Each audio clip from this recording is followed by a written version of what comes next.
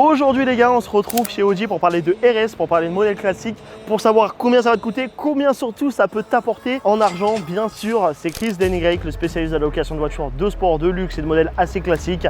Prends rendez-vous dans la description si tu veux en savoir plus par rapport à ce métier et tout bombarder. Reste bien jusqu'à la fin, pause sur t'abonner, allez ton like, tu vas voir, on va se retrouver à l'intérieur, tu vas voir que ça se passe plutôt bien.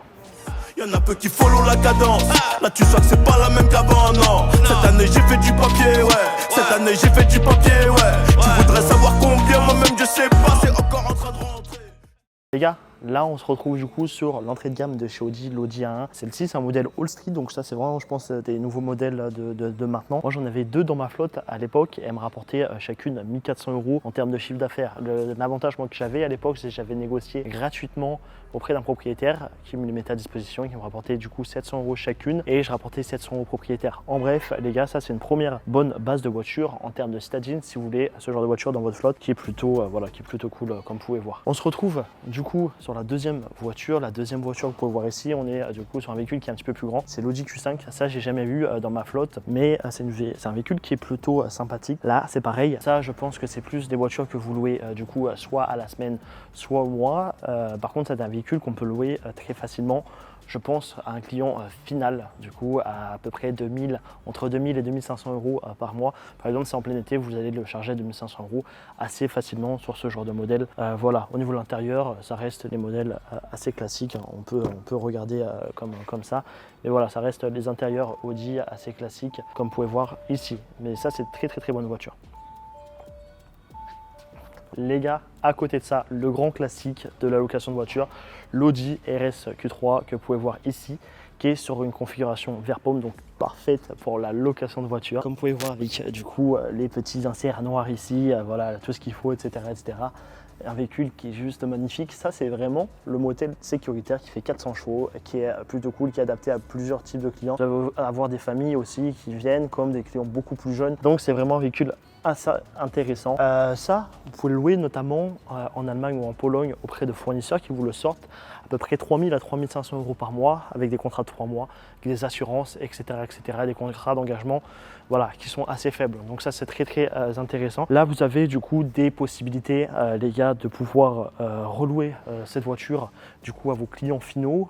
Je pense sur des bons mois, vous allez à taper facilement les 5000, 6000, 7000 en fonction du coup de pas mal d'éléments et pas mal de critères, si vous faites des test drive, des choses comme ça. Mais les gars, très bon véhicule. Je ne vais pas vous faire l'intérieur, vous connaissez, hein, c'est toujours les mêmes choses, mais c'est plutôt intéressant et c'est un très bon véhicule. On va passer outre les véhicules électrique, ça c'est pas du coup mon secteur d'expertise, même si j'ai eu à l'époque une Tesla Model S de 700 chevaux, mais c'est pour le moment on va dire pas du tout des véhicules sur lesquels j'ai l'habitude de traiter, donc on va les passer.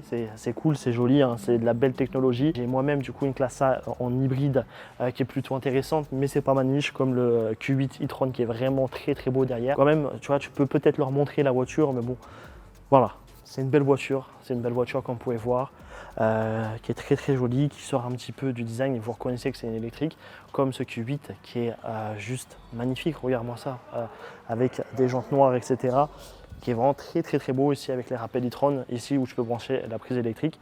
Mais voilà, c'est pas trop le genre de véhicule pour le moment avec lesquels j'ai l'habitude de traiter. Par contre, je pense que tu l'as capté, ça c'est aussi l'autre classique avec le RS3 qui était derrière. L'Audi RS3 qui est sur une config que j'adore, franchement, je sais pas ce que tu en penses, dis-moi dans les commentaires si toi c'est une config que tu aurais faite sur ce véhicule, mais moi je la kiffe à mort parce que en fait du coup tu as des petits rappels d'aluminium ici et du coup sur les rétros ou là où des personnes ils les enlèveraient et le rappel forcément sur les jantes, et je trouve en fait que ça casse un petit peu ce côté RS3 méchant, etc. Elle reste méchante mais elle reste aussi très élégante, elle est vraiment kiffante. Là on est sur les derniers modèles, du coup sur celle-ci on n'est pas sur un modèle performance, même si elle a les mêmes jantes que la performance, vous la reconnaissez comment?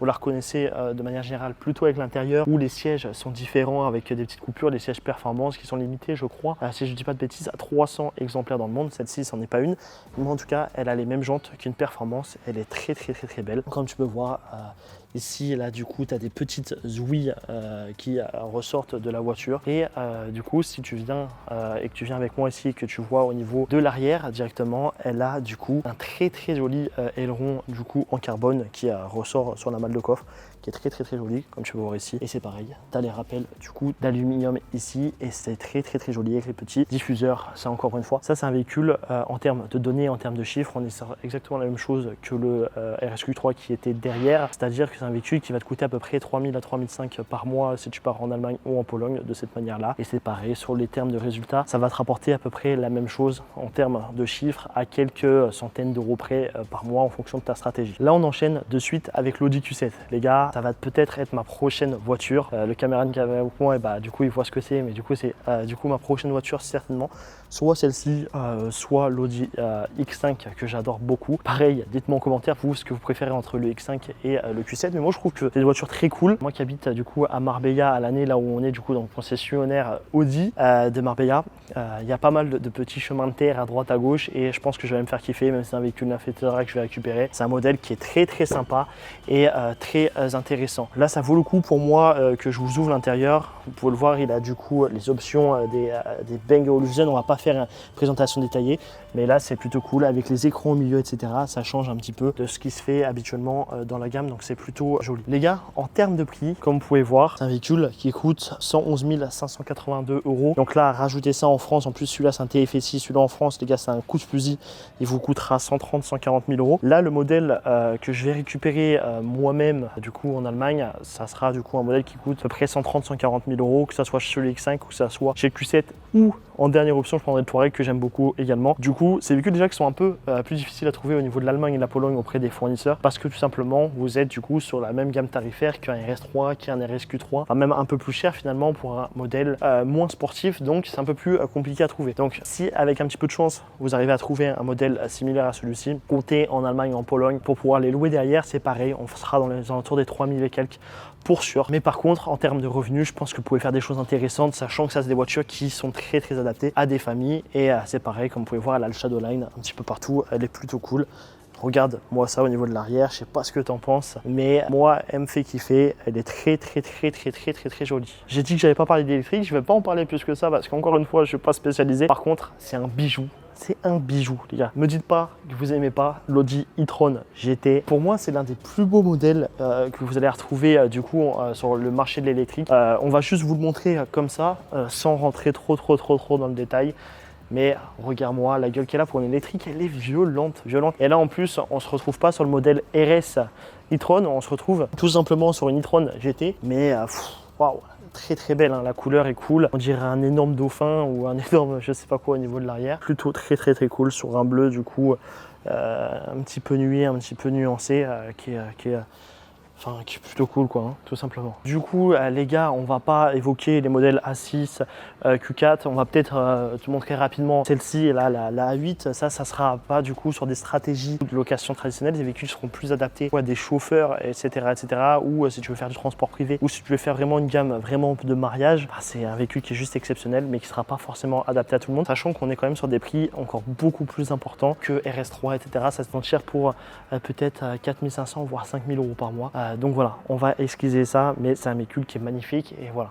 Les gars, on vient de sortir chez Audi. Comme vous avez vu, il y a des modèles plutôt intéressants. Si toi aussi tu veux en savoir plus sur la location de voiture, écoute, prends rendez-vous directement dans la description. Je me ferai un plaisir de t'appeler ou quelqu'un de mon équipe t'appellera. On va aller accélérer ton projet, aller récupérer une des voitures dans le showroom. Bref, j'espère que tu as kiffé la vidéo. C'était Christian Y. Je te dis à bientôt. Allez, ciao.